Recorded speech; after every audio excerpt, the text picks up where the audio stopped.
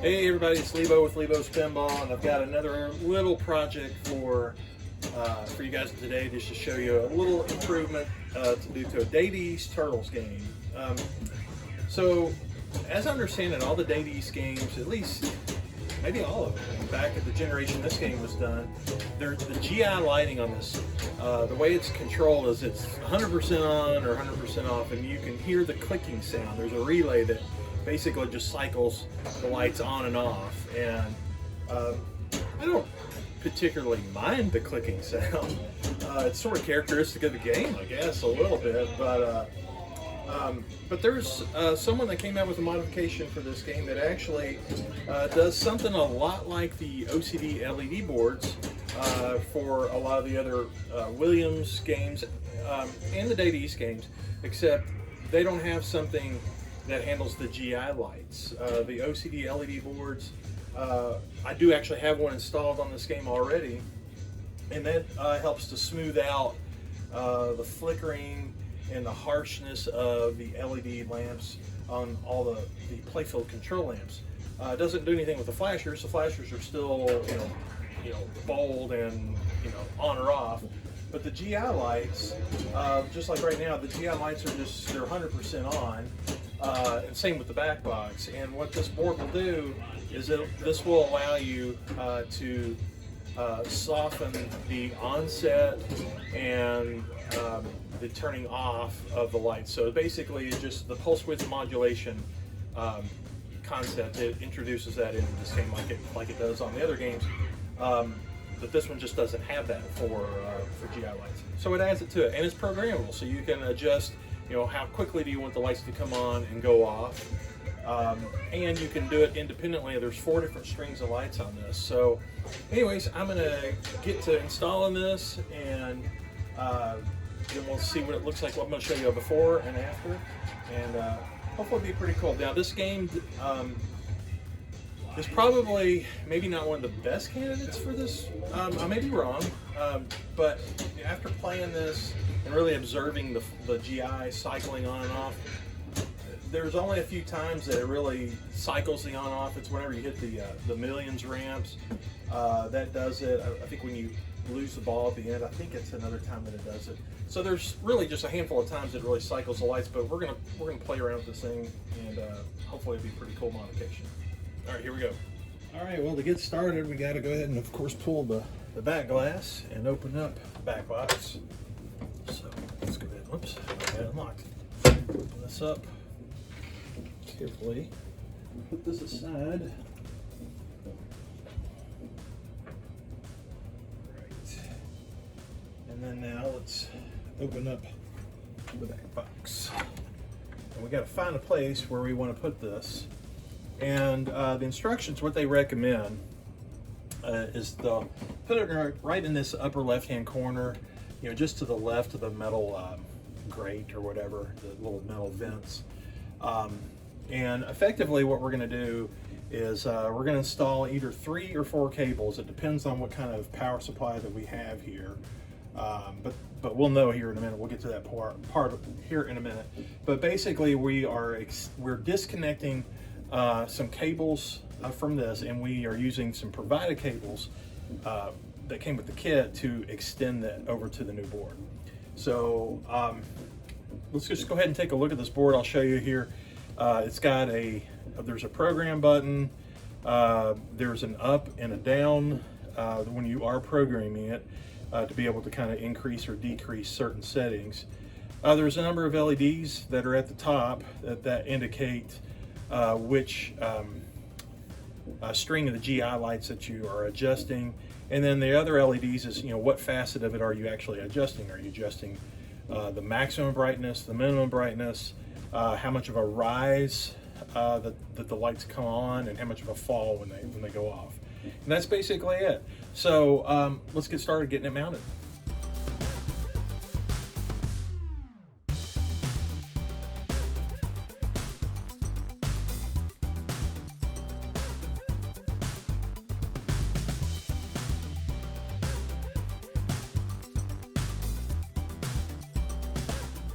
All right, now that the board's installed, it's time to hook the cables up. So let's start with the first cable. So this is the first one. This is an extension that is taking the board here, the CN9 connection. So you disconnect this, which I'll go ahead and do. And then what we're going to do now is we are going to I need to connect, let's see, get this in here correctly. So I'm going to take this extension wire, hook it right here, and then it's going to go to the connector that is P1. Just all the way over here. Oh, got that in there nice and snug. I'll probably run these harnesses through those little holders here after a little bit. Let's get everything all plugged in here first. All right, so now let's go to the next one. The next one is we're going to be unplugging connector CN8, which is this guy right here, and we are going to be connecting it into P4 on the new board. Here is the cable that came with it. It's got this, I guess you call it male-to-male adapter. So we'll take this off carefully. And the funny thing is my board, that header looked pretty bad.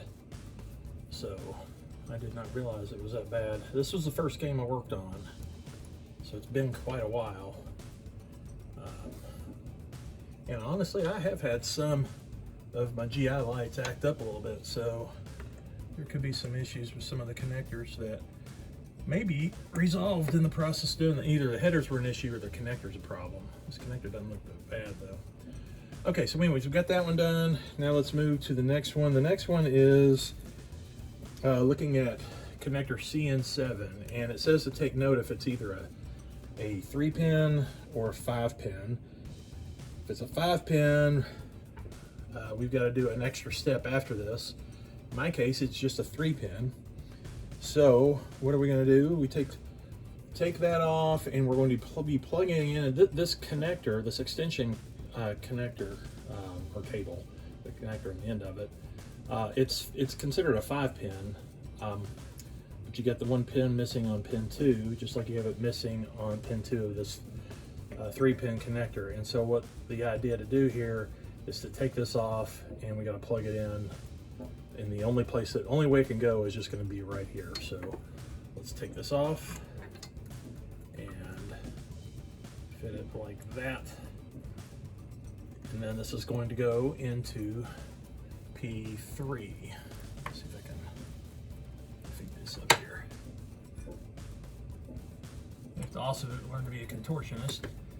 Put this in that spot. All right, so I'll go ahead and tuck these out of the way.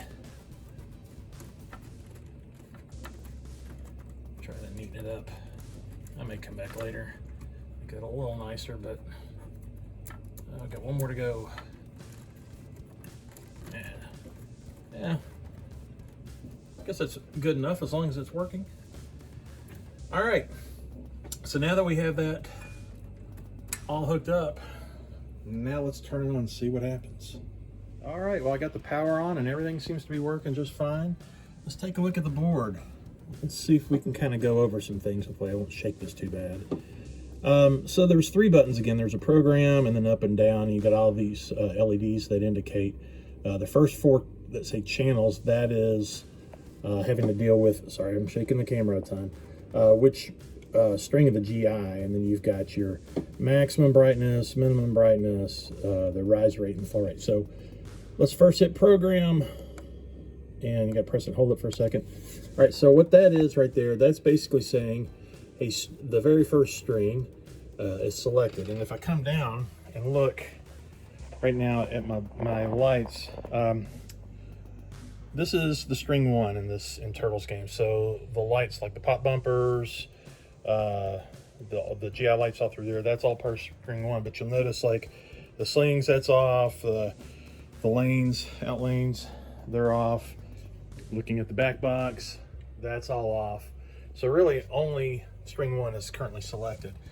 And if I wanted to select multiple strings or a different string, you basically just kind of progress through the up or the, let's see, is it the up down button? Yeah. Okay, so like if I go up, now it goes to the 2nd string, which the second string happens to be that half of the GI. Go to the third string. It's back down to the playfield, so instead of everything in the back there, now we're on to the slings and the outlanes. All right, coming back up here, of course we hit the fourth time hitting it. Of course it's going to be the other side of the back box. And if you keep cycling through it, it's got all the other combinations. So you hit this again, now that's string 1 and 2, that's 1 and 3, 1 and 4, 2 and 3, 2 and 4, and then 3 and 4. So if I want to just select, and there's 1, 2, and 3, 1, 2, and 4, 1, 3, and 4, and then 2, 3, 4. And then that's all of them right there. So anyways, if I wanted to just take all of them and adjust them all at once, that's what I would do. So I'm actually going to go ahead and start right there. Now I'm going to hit the program button one more time. And now it's a little hard to see, but the maximum is lit up. And if I come down and just look at what the GI lights are doing, what they're actually cycling on is on and then off. There's on, and then it's going to go off. And it's demonstrating currently what is the brightness. It's also showing me what's the maximum brightness, the minimum brightness. It's showing me the rise rate and the fall rate all at the same time. It's just cycling through it all. But what I'm adjusting, what I have it to set for adjusting is just the maximum. So if I come up here and I've got up to make it brighter and down to make it dimmer, we come down to the dim. We can set this, really low. Of course, it's bright. I can go really low. So now it's so dim. Yeah, of course that's awful. I don't like that because it's just barely coming on. So we're gonna drive it back up. So basically, what I'm gonna do is I'm gonna run this all the way to where it's full bright on all of them, and then they go completely out when they go the full dim. And I'm going to play with the rise and the fall rate just a little bit. I don't want to make it too crazy, but basically what I'm going to do is just, okay, that's a minimum. I'm going to leave that one alone. The rise, I'm going to make it rise really fast, except I'm going to come down like maybe 1 or 2 steps. And that way it's kind of like a soft, come on. Let's see if that just went off. That was a fall. That was a rise. It was kind of fast. The fall's kind of a little bit slower. But I'm going to play with it, kind of fine tune a little bit more, but that's basically it. I'm going to show here a before and after and just see what you guys think. Okay, so here it is before we did the change, and you can tell the lights kind of flicker kind of quick. You get the clicking sound, but it's a bit harsh. But now going into the new version, you can tell that it's just a little softer. I have the maximum brightness still set the maximum, and the minimum set all the way off on all strings, and the rise rate and the fall rate, I actually ended up dialing it almost on max on both of them, just down a little bit. So it's just softened it up a little bit, but I've got a lot to still kind of play with on this game. So anyways, this is where it's at right now. Hopefully you kind of get an idea of what this board does, its capabilities, and really think the guy that put this together, pretty cool addition to the game. Thanks for watching.